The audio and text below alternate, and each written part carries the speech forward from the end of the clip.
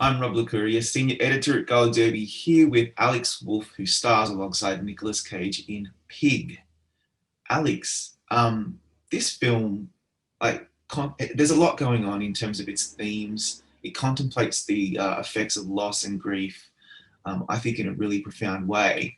And I think it resonates with people personally. And I'm really curious to know how the film resonates with you personally. That's a good question and a heavy one for midday interview. So I gotta maybe think about it. I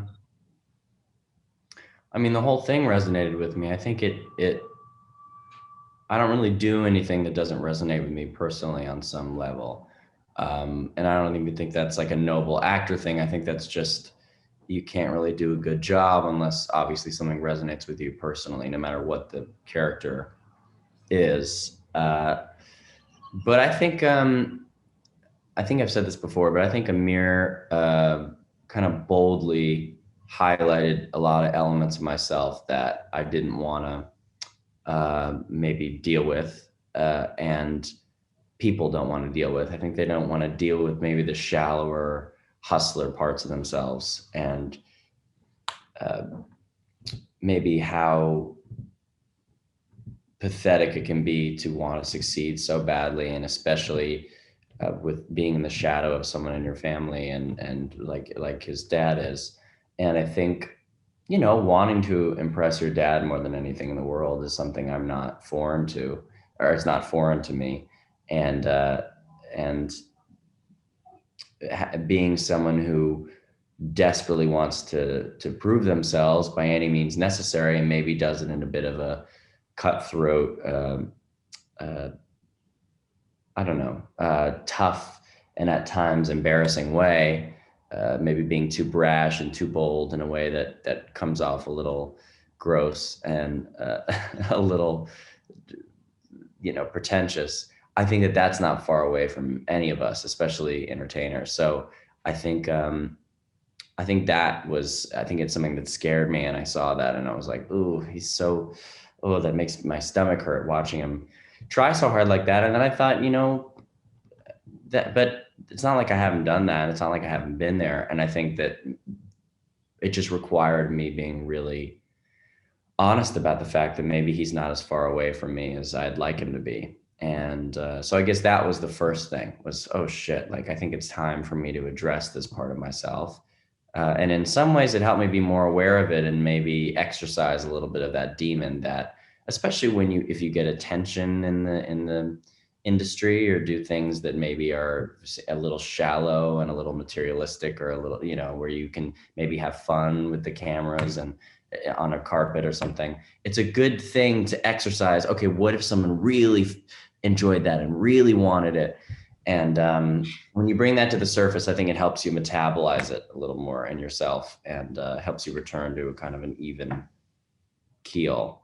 So I think it was that. I think that was the main thing. And then also just the sense of loss. And my dad was in the hospital, and I had a really hard time then. And I think I related to this feeling of, he says, like, do you just want to let you die? Like, what is it that you want out of this life? Which is, he asked his mom. And I think that's something that I connected to. There's a certain point when someone is really suffering where you have to say, hey, are we keeping you alive for us? Or are we keeping you alive for you? Um, and I just thought that that was special, and I hadn't seen it really addressed like that. And saying "Don't you wish he just let you die?" is a really kind of harsh, almost like seemingly like macabre way of looking at it. But when I read it, it just really resonated with it. That's my long-winded answer, but it's hard. Yeah, Resonated with you is a big statement, so. I know what you mean though, because like I was expecting to really key into obviously Nicolas Cage's character, but I found that I was relating more to Amir because of what you just said. It's a very universal thing for, especially maybe for men, and I don't know about women, but I just think for men, that paternal thing. Yeah. It's even so hard for me to put into words, but I totally understand what you're saying. And you've said this to me before, actually, that when you're watching your performances, like for example, when we spoke about Hereditary a couple of years ago, you were talking about how that movie was super scary, but you were actually so interested and a little taken aback by when you saw that glimmer in your eye that you didn't quite recognize. And that always stuck with me. I really loved how you put that to me because I'd never heard that before. And it seems so obvious to me now that you know yourself better than anyone, but you're looking at yourself and you look like someone who you don't recognize. Did you get that much in this film as well? Yeah. Yeah. I mean, no, it's even worse. It's even harder. It's funny you say that about Hereditary. With this movie, like even worse is when you do recognize, feel like it's like, I'd say this was the reverse. I'd say this was, oh, I bet that's me. I bet that's fucking me. Like, and I guess that is why I only saw it once. I think I think with Hereditary, there was a few startling moments of like, wow, I don't even know where I was in that place, which is also really heavy. But I think in this one, I watched it and I see so much of what I was going through during that time. And it's different and weird. And I think every performance is different. But yeah, that's one where this is a movie where I watch it and I just see like just so many embarrassing parts of myself. I just can't believe that it's on screen. I just can't believe it. Wow. Yeah. Yeah. So I think I wasn't expecting you to say that, but actually, yes, that would be even more terrifying than seeing something unrecognizable. Is seeing the deep, dark recesses of what and now other people might be keen into. Fascinating stuff. Now, but also, that sorry, is, I do want to also say that when I watch it, what I also see is so much love for my yeah. co-star, Nick Cage. I see a Oh, yeah. really beautiful friendship. And that's another thing that why it was really nice. Because I actually saw it twice. I saw it once and I couldn't handle it. And then the second time I saw it with Nick in a theater and I could handle it a little more. I saw the love between these two people. And I was more focused on his performance. Every time I was talking, I was just trying to look at him because it's hard to watch yourself. But yeah, that's another thing. I do feel the positive love between us when I watch Oh, it. yeah. That's what I was going to come to because there is a lot of really heavy stuff about loss and grief, but ultimately the film for me was, there's ambition, self-destruction, but there's a lot of love and empathy and kindness in this film, which I Buddy wasn't movie. really expecting. That's awesome. I know you and Nicholas knew each other beforehand, but how did you work on that connection? Because it's very palpable throughout the film, particularly towards the end. Yeah, you could feel it. You can feel the love between us. You Yeah, as a person. Yeah, I was just wondering if you did. Yeah, because yeah, absolutely could. I yeah, absolutely could. yeah, because I feel it really deeply. Um, yeah, I mean,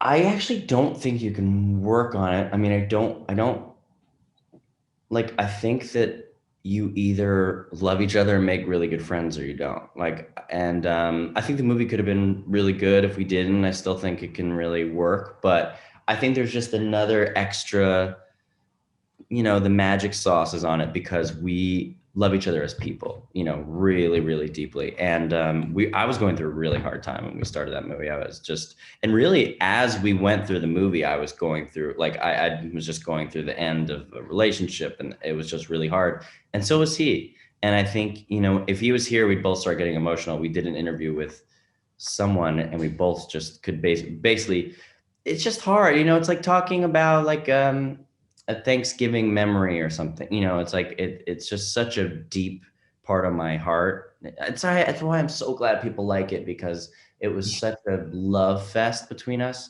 And he would show up in my hotel and say, "Hey, we're going coat shopping," and we needed each other during this time, and we just got so close. So I think it wasn't anything to work on. I think we became friends as people, and I think that the movie was an important thing, but the movie was secondary. I think, the friendship was the main thing, and it just bled into the movie. I think whatever you're going through, if it's strong enough, it's gonna go into the art if you let it.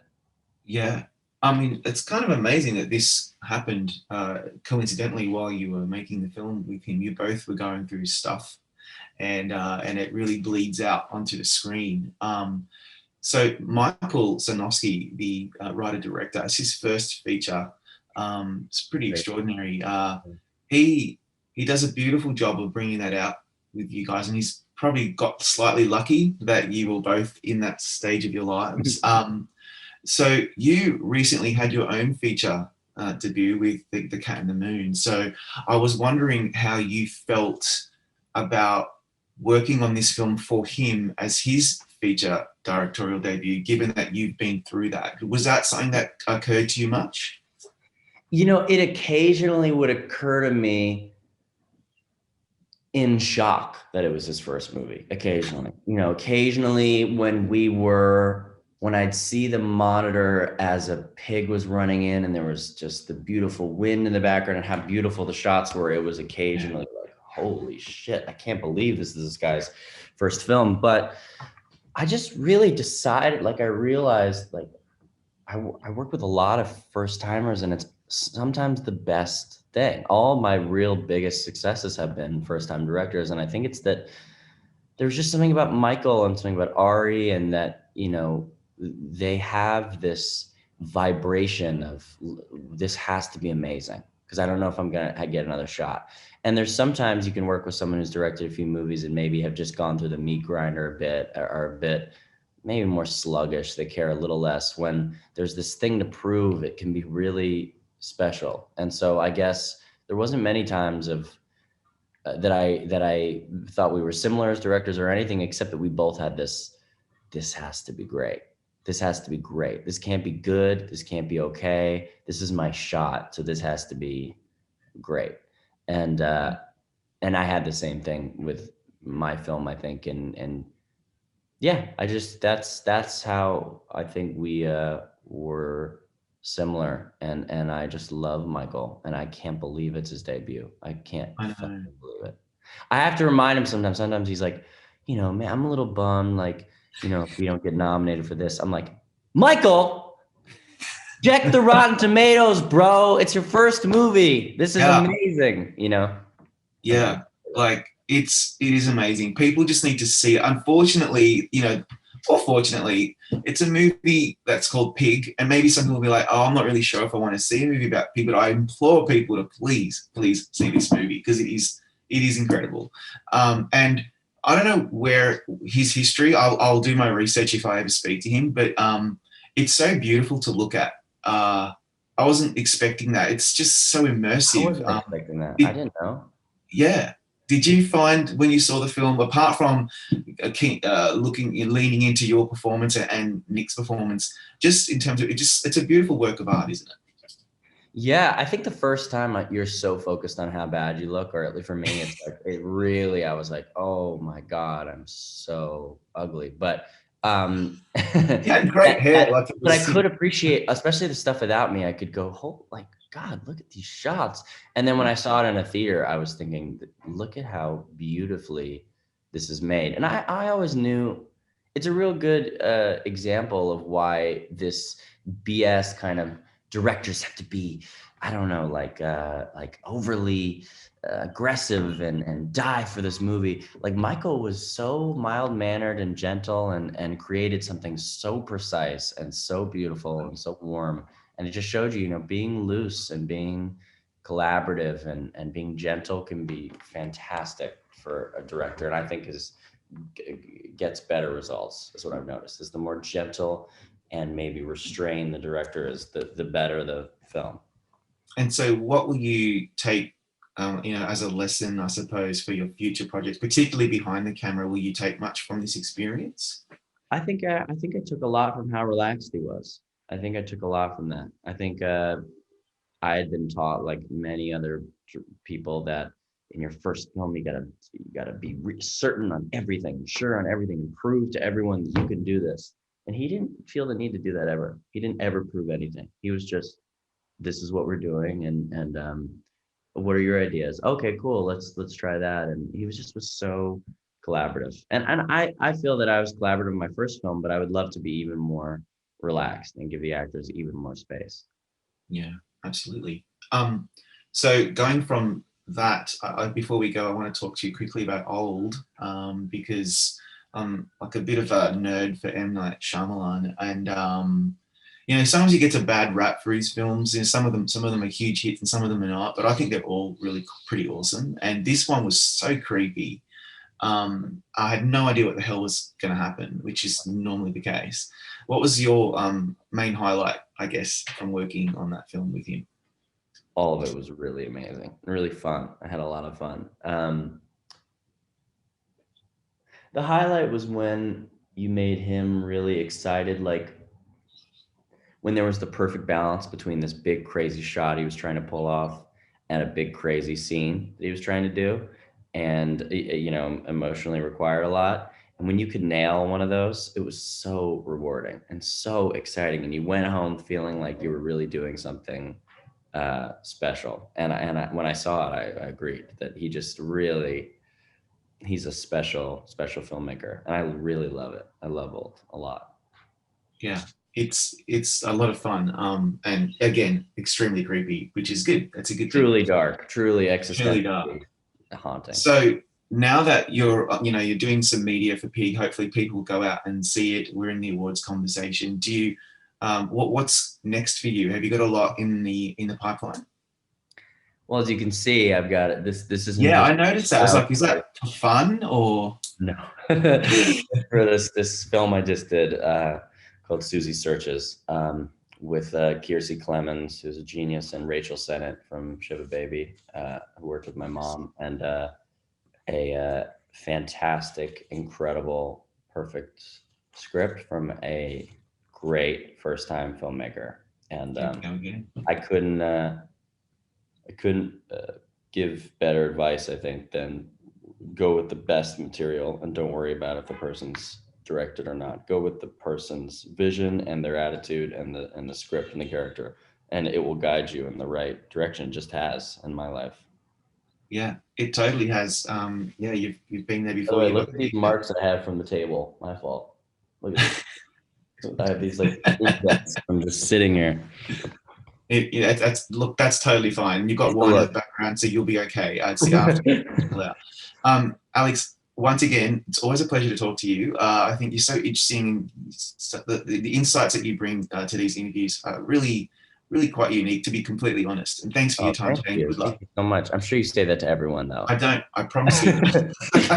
Thank you so much.